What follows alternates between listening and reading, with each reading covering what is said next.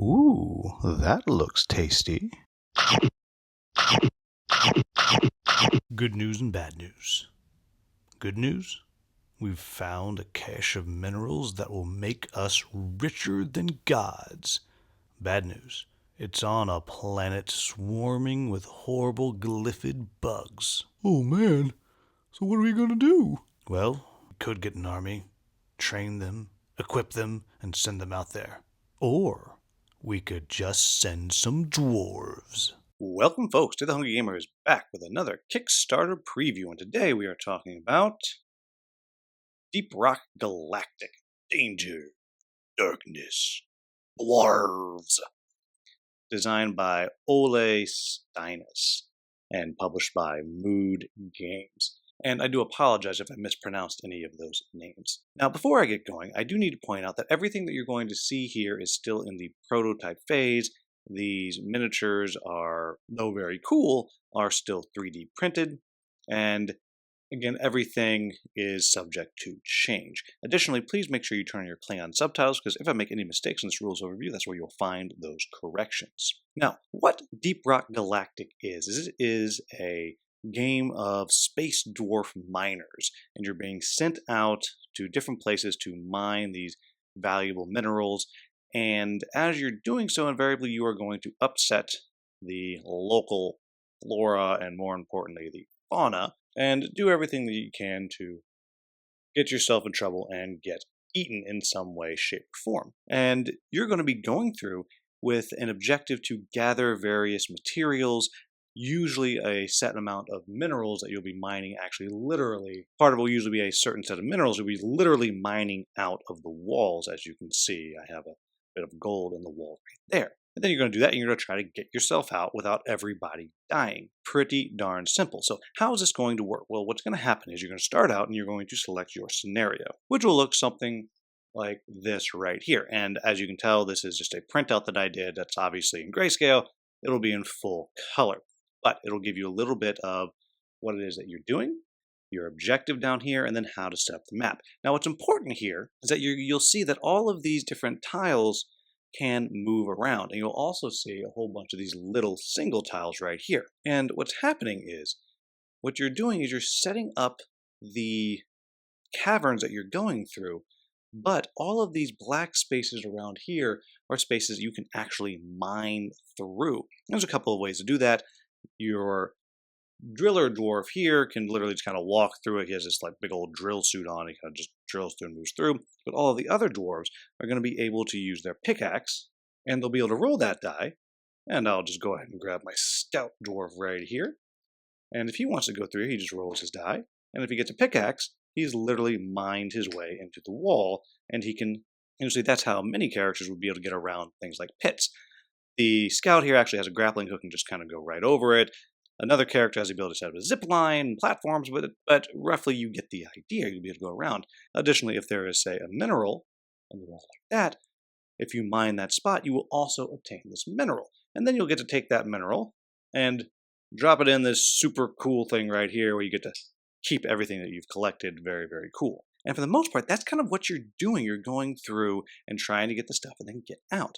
However, there's more to it than that. So each dwarf is going to be able to take 3 actions on their turn. For the most part, you'll be moving, doing the pickaxe mining actions, and you'll be calling in these assistance pods that will give you a variety of new supplies that you might need to pick up, and you will be fighting off these various bugs that are running around and running through. And they range from these little tiny things, that huge thing I showed you, there's lovely little critters like this. We got this guy. I mean, there's a whole bunch of different types of monsters that you have here that you can deal with. And as you can see, they have some pretty nice detail on there. They're going to be fun to paint, I think. It's just one of the things I like a lot, where the base actually has stuff on it, so it doesn't look just flat and boring. But you get the idea. Now, here is the catch and how that works. Each dwarf is going to have a different set of weaponry. It's got one that it's always going to have based on the class that you've picked. So, for example, my driller here always has this flamethrower over here. And the flamethrower has 2 different options. It can either, at a range of 3, just use 3 yellow dice and do the damage and do whatever damage it can. I will note that you have the ability when you shoot at something, you can hit your target and you can actually hit things next to it as well if you have extra rolls. Or it can set the ground on fire in a space of 3, which will wind up doing 2 dice of damage that it gets to spread out over that 3 spaces, and then we'll set the ground on fire, which hurts things that go into it. However, on the other side, you'll see this is blank. And you're going to be able to select a different secondary weapon as you go. On the side here, you see there's space for ammunition. And what's important to note here is your ammunition is 1 shot. You take 1 shot and it's gone. So you are a little bit tight on your ammunition as you're going through. Then you look down here and you have special rules for each particular class, and that's going to vary class by class. A couple other actions you can take. I already mentioned you can spend some of your resources out of your handy dandy little bank here. Again, very, very cool. To call in some aid, you can also spend your gold to do what's called overclocking. And overclocking simply is going to let you take whatever your weapon is, your secondary weapon is, and you're going to flip it over. And now it's going to be a little bit better for the next turn. But for the most part, that's all it is that you're going to be doing. You're going to be taking your 3 actions, and when your 3 actions is done, you're going to draw an event card. Now the event cards here do all kinds of different things. It might summon a swarm creature somewhere. It might trigger the mission-specific event, and each mission, again, the book will tell you exactly what's going to happen. It might, again, as I said, summon a bunch of stuff. It might increase the swarm threat meter by 1, which I'll show you in just a minute. But what's important is all these different things, it's going to tell you exactly what's happened and whether you need to roll dice or whatever it is. And then it's also going to tell you what, if any, or all of the swarm that's out on the board is going to activate. Now, the swarm has pretty basic rules. I'm not going to go into what all the rules are, but what's mostly important here, and again, I do apologize just for my printout here, is you're simply going to start at the top of this list here and activate down the list, going from the grunt all the way down to the oppressor. And what's going to happen is you will always activate in that order, and that means that it's possible that something like a grunt up here might block the path of something else, and if that happens, good for you. You can actually kind of play positioning game to try to work that out.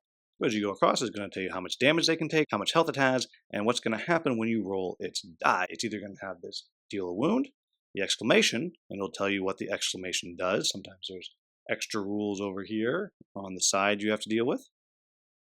Or you might get lucky and get a miss. But what's really important, this here is telling us the resistances of that particular type of monster.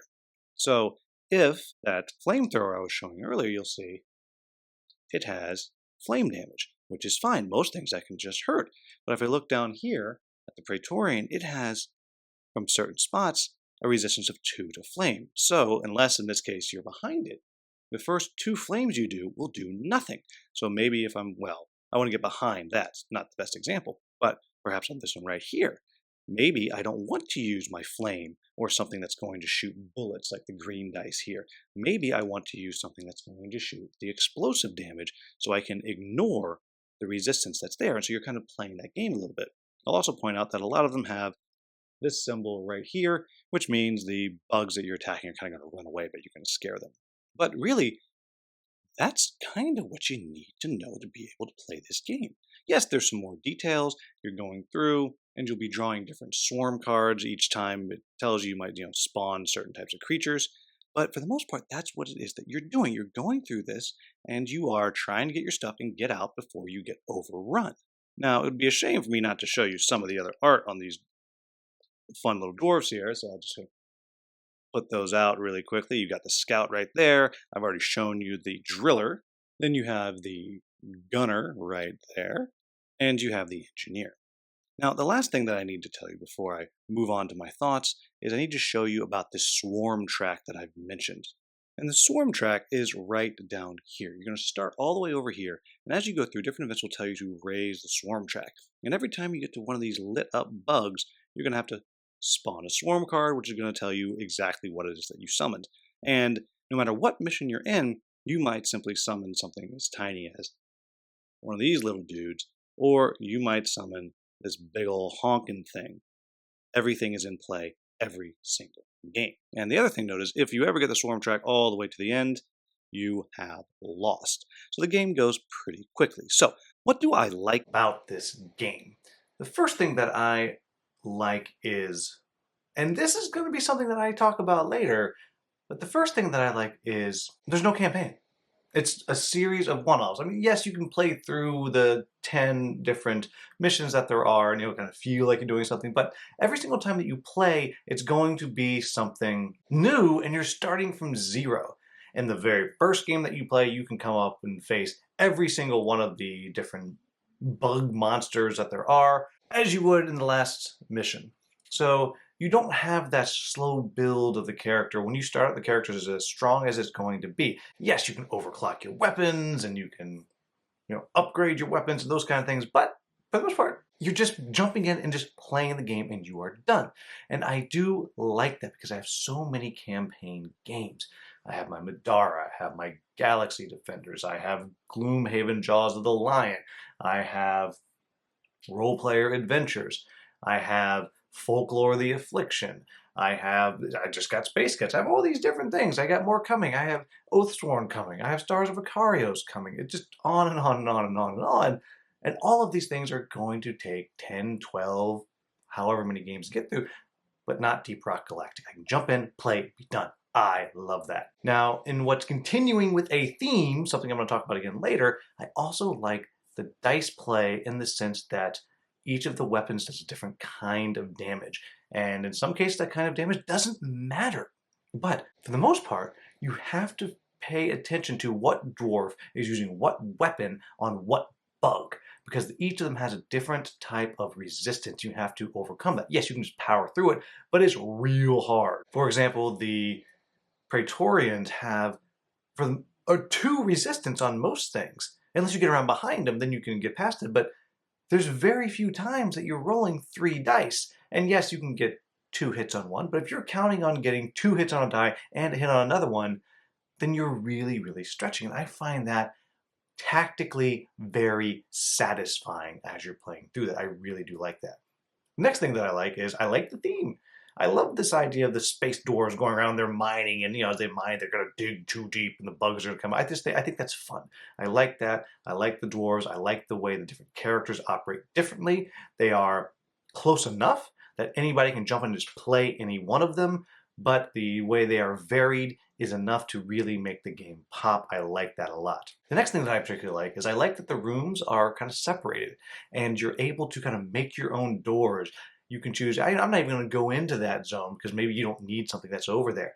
But the way you're able to kind of carve your way through, I think it's great. I think it is a fantastic, fantastic mechanic, and I really do enjoy that. And then the last thing last 2 things I'll say I really enjoy. The minis look great, and these are just prototype minis that I had, but they look really good. And then the other thing, more important that I want to say that I particularly enjoy, is I like the resource management aspect of the game. I love the way that you actually don't have a lot of ammo. I mean, you start out and you have, I think, 10 shots total that you can take. And in theory, you could take 3 shots on 1 round if you don't move anything or do anything else. So the resources are actually pretty scarce. And I love the way it's combined with your gathering the different crystals, different minerals and all, and you can call down a supply that's going to come in. But you don't even know what's going to be in there. It might be health, it might be secondary ammo, it might be primary ammo. You don't know exactly what it's going to be. And I love the way all of that comes together. It really makes you pay attention to what it is that you're doing.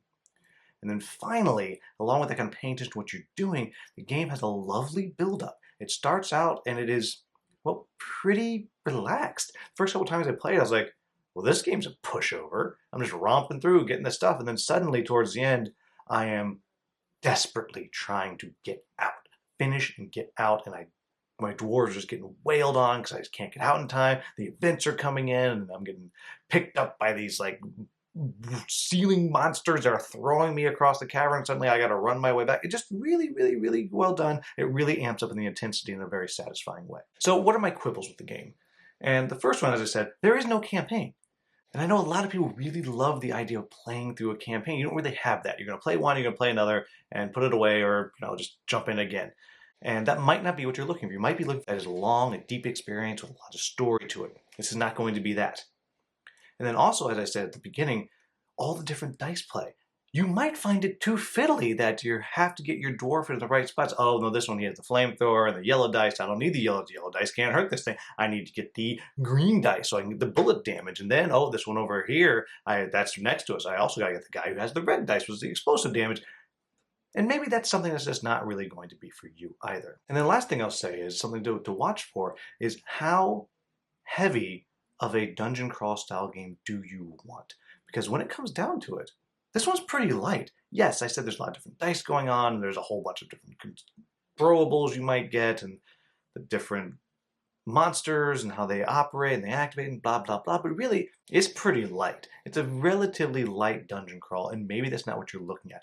I personally find that it is very satisfying, but you might want something heavier. So there you have it, folks. That is Deep Rock Galactic. This is one that I'm now actually probably going to go download the video game and try that out, because I found this very, very satisfying, good fun, has some good decision space. It plays fast. I like that it plays fast. It's not hard to learn, even when you're playing through the first time. I didn't find there was that many rules I was looking up constantly. So all in all, I really think, well, one, if you like the IP and you like dungeon crawls, then you're going to love this. It's a blast. But for people who don't know the IP, who are more like me, I think what you're going to find is there are some things that are unique about this. In particular, the way you can kind of carve your way through the walls and the resource management aspect of it, I think is all very, very satisfying. If I made any mistakes in the rules overview, please let me know in the comments with the subtitles so I can get that into the Klingon subtitles. As always, if you found this video useful, please like, subscribe, and share. Thank you so much for watching. Have a wonderful, wonderful day.